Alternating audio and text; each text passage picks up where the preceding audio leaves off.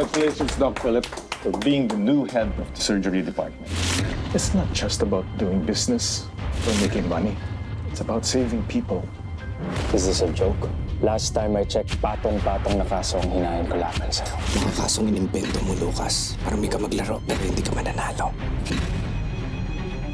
Napanindigan ko sana yung pagiging anak mo. Sigurado ako na proud sa'yo si Severino, pati si Elaine. Hindi ko lang po maalis yung pakiramdam na hindi pa tapos yung storya nito. It's your instinct that made you pursue that story. At kung sinasabi ng instinct mo na di pa ito tapos, baka kailangan mo itong pakinggan. These reports made my career. Nagkamali ba ako? Kaya hindi ako matahimik eh. Na kahit yung duda na baka may foul play sa nangyari, ayokong bitawan. Kasi gusto kong maramdaman kahit wala sila, nagipabuti ako, anak. Gusto kong paramdam sa'yo sa kahit na anong laban, kahit na sino pa yung kaaway mo. Nandito ako. Takampi mo ko. May isa pa akong ipagtatapat sa'yo. Sinubukan kong kausapin si Lucas Bentamino. Tinawagan ko siya. Bakit mo ginawa yun? Nalimutan pala ibigay sa'yo kanina. Galing sa fiskal.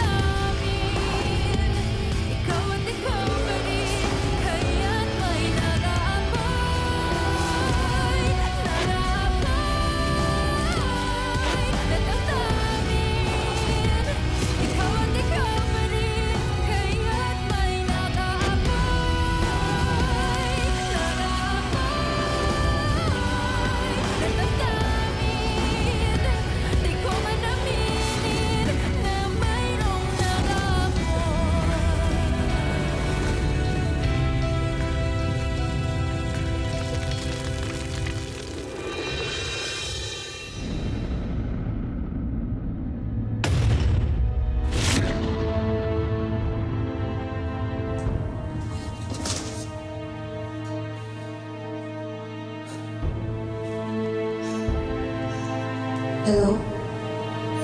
Lucas? Lucas Bentamino?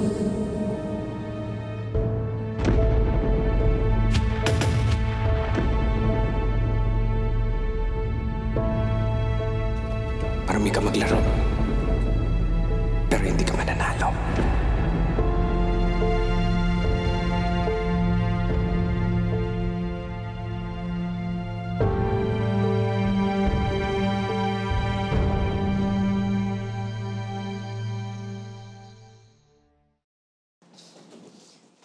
Mahal, masaya ako. Kasi hindi ka na makukulong ulit. Hindi na tayo magkakalayo. Hindi na mangyari yan. At hindi ko nahahayaan pang mangyari.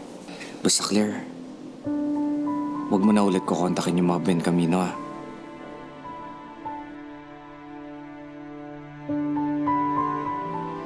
So, nung tawagan mo si Lucas,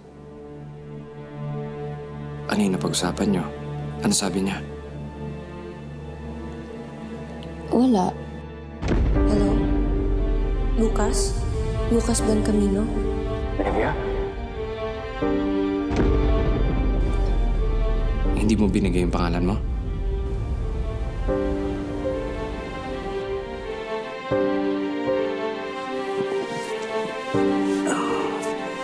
So, kailan nangyari to? Nung nasa PJD kayo ni Emil, actually kaya ako nalaman na nasa PJD kayo kasi biglang may tumawag kay Lucas. Narinig ko ang pangalan mo. paparating na daw ang fiscal. Malapit na magsimula yung proceedings. Finally, makakaharap ko sa korte ang mentor ko.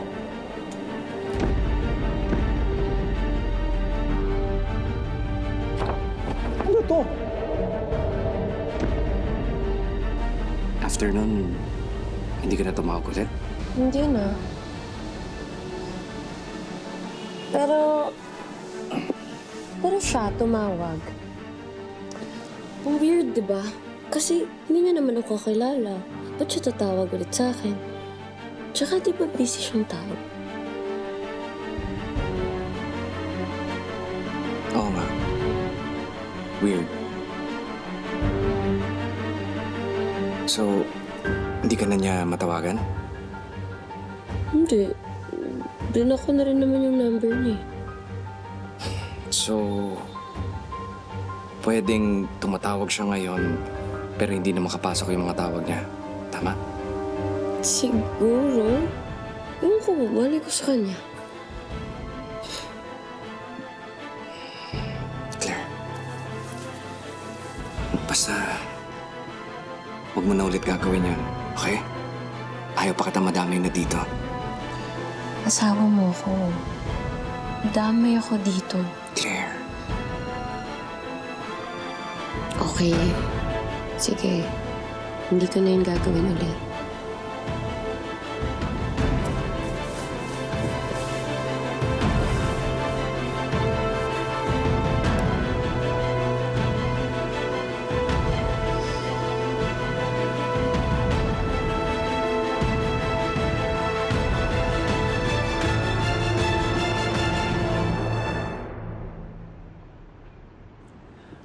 So, kamusta yung convention mo sa Switzerland?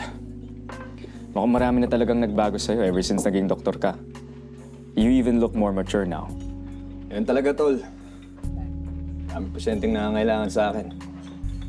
Ikaw ba? Musta ka naman? Bigla ka ng payaya uminom. Sa totoo lang, things aren't looking too good for me right now. Sigurado kung buhay pa si Dad, nabulyawan na niya ako. Baka naman kasi kailangan mo lang mag-relax. Magaling ka na. Dati pa nga lang, idol na kita eh. Di ko lang maintindihan sa'yo. Bakit kailangan mong patunayan ang sarili mo palagi? May mga responsibilidad ako sa pamilya ko. Hindi ako pwede mag-relax. Lalo na ngayon. Nananalo si Philip Salazar. Yung pagkatalo mo ba kay Philip Salazar? Responsibilidad mo pa rin ba yan para sa pamilya mo? Pinatay niya yung tatay ko. Di naman siya pumatay sa tatay mo. Ang pumatay sa tatay mo, patay na.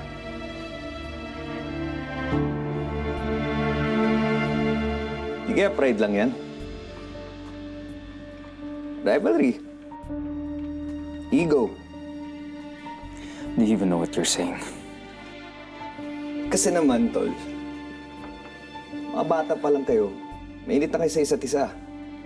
Lalo ka na, I'm sure. Dahil ka pa naman kinukumpara ni Tito Javier kay Philip.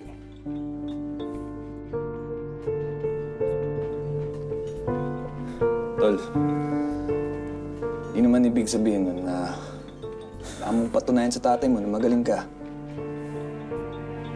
Bilib na bilib yun sa'yo. Di niya lang siguro masabi dahil challenge ka niya. Isa pa, patay na si Tito Javier. Tingnan mo ba may pakialam pa yun sa mga nagyayari sa'yo ngayon?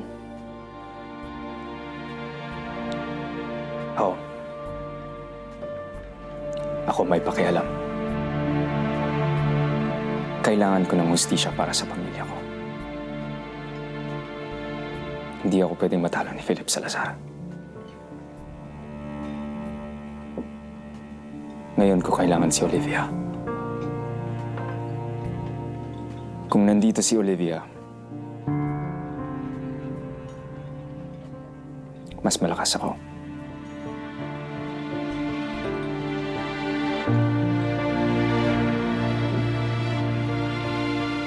Walang makakatalo sa akin.